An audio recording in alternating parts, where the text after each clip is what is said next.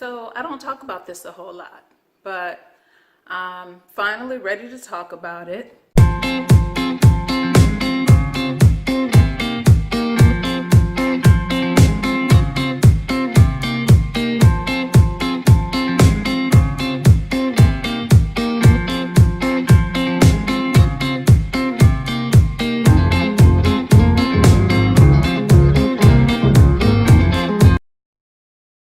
The reason I'm going to talk about it is because I'm going to do a little mini series on how I've been able to manage this condition without prescription medication.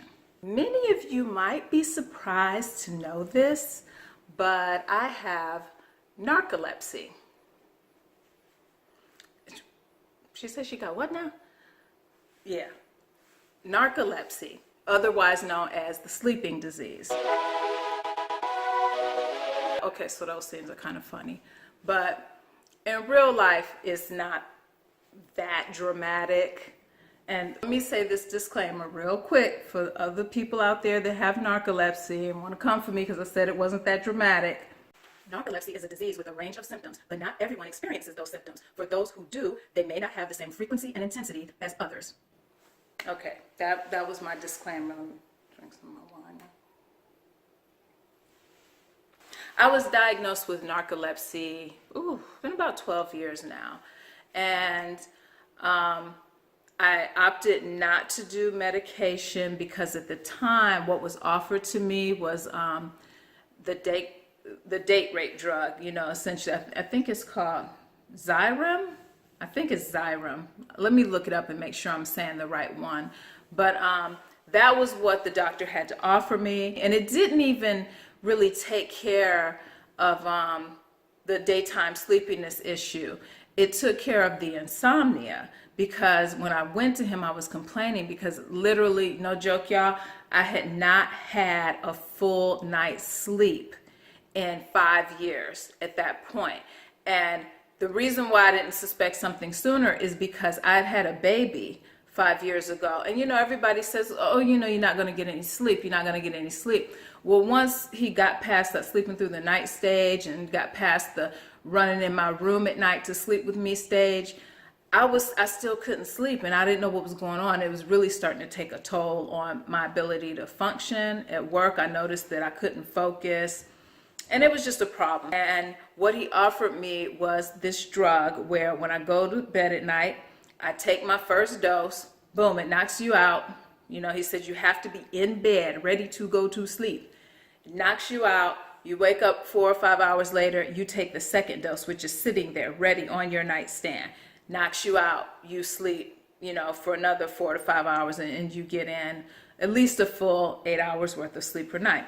I wasn't really ready to do that. That sounded super scary to me. Plus I had this, 7-year-old at the time, and there was just no way. There was no way I was going to do that. So that's why I opted not to do medication. So what are these range of symptoms that you're talking about? So there's the one that everybody knows, the daytime sleepiness, the sleep attacks. You fall asleep, somebody talking to you, and they look over and you're like this. Yeah, that happens. That does happen. That's real. I done fell asleep at a couple meetings at work, y'all, so don't judge. I know people without narcolepsy who fell asleep in a couple meetings at work. So the other one, though, which is crazy, is that you have these crazy sleep attacks during the day, but then at night you can't sleep. Got insomnia, up all night. It's horrible. Another symptom is automatic behavior, meaning that sometimes when you fall asleep, you will still hear what's going on around you, and you will still respond either verbally or physically according to whatever's going on around you. So for example, those couple times when I fell asleep in meetings, I was still writing. I was still writing in my notebook. And then when I woke up and I looked at my notebook, it just didn't make any kind of sense. There were actual words on the paper, but the way the words were put together made no sense at all. So that's automatic behavior. The other thing is cataplexy. Now, cataplexy, that's kind of a tough one to describe, but essentially when there's some kind of an emotional response. It's different for different people. Some people, if they laugh, like if they, you know, like a really intense laugh, or if they're angry, or they yell, or they hear a loud noise and it startles them, you kind of lose muscle tone, like your knees kind of buckle a little bit.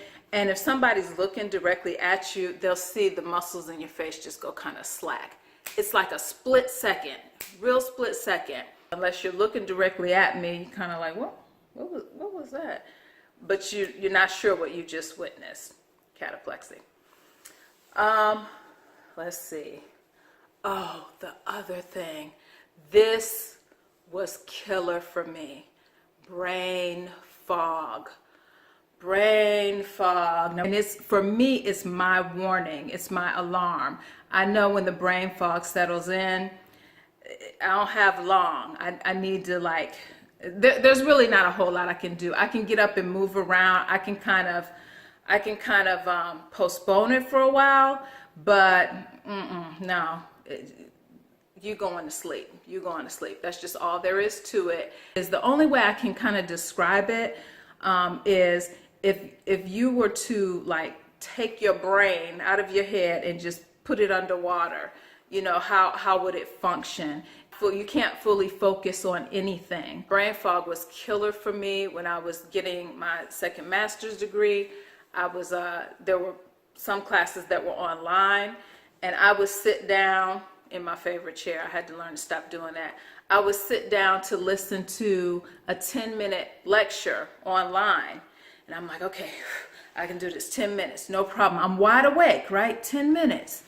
I would be listening to the lecture. I get all happy because I see the timer counting down, you know, hey, I got 3 more minutes to go.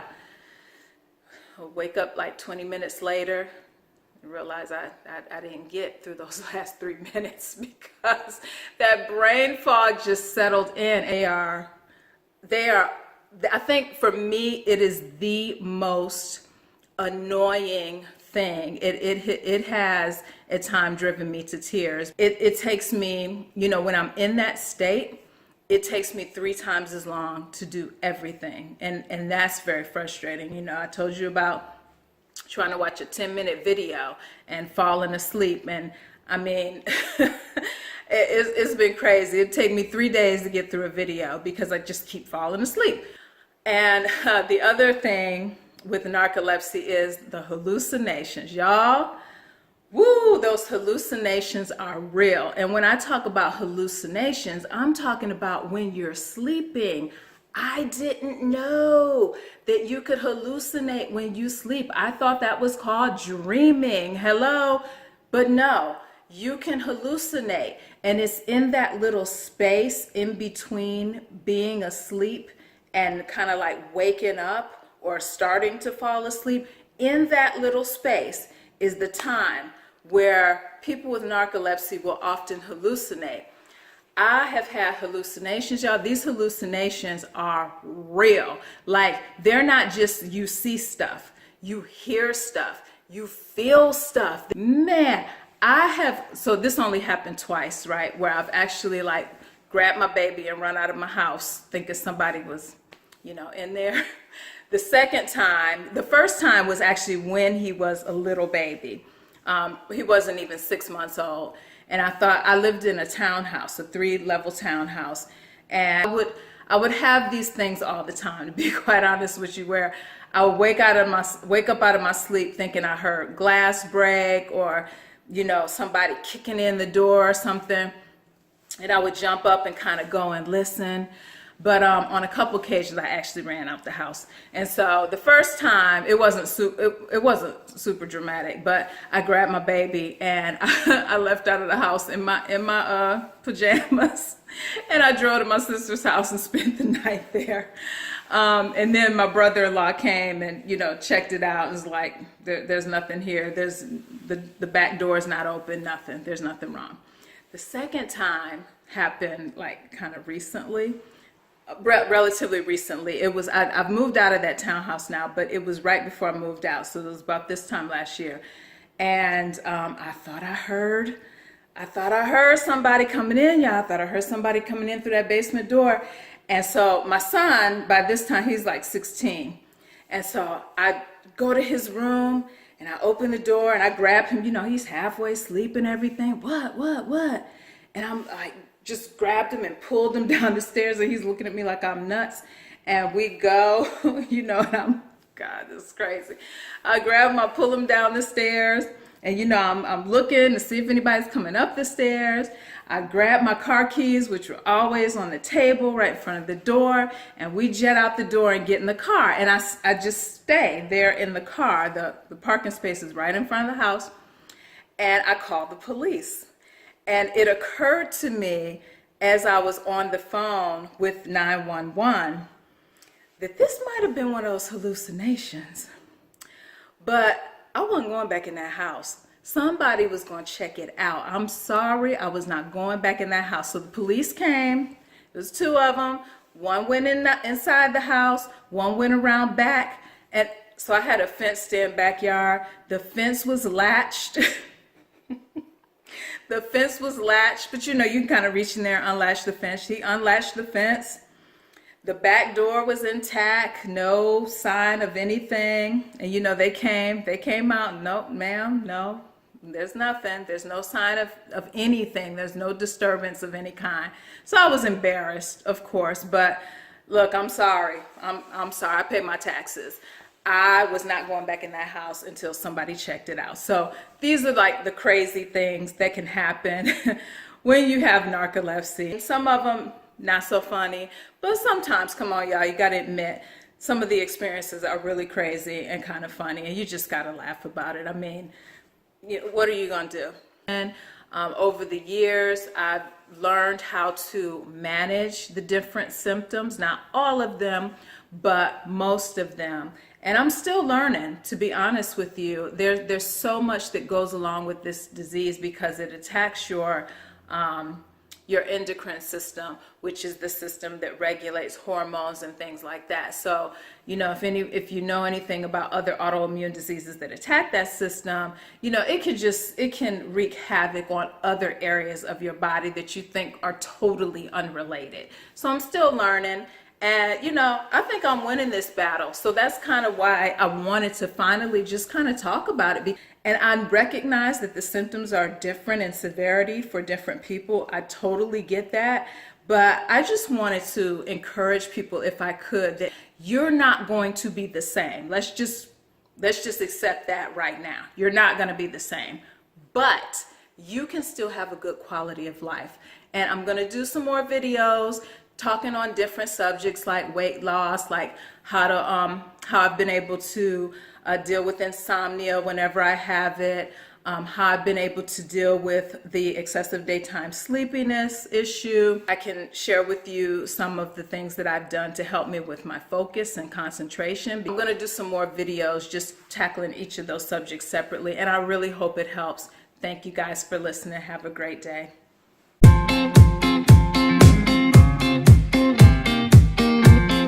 My son used to always laugh at me because I would be sleeping in my chair. You know, I have a special chair in my bedroom. And I would be laying there, sleep. He would come in and start talking to me. And I would respond back like there was no problem. And the only time he would have a clue that there was an issue is when I would say something like, yeah, the duck, check with the duck over there because I think he put something in the oven. Yeah, that happens. That happens too. So that's automatic behavior.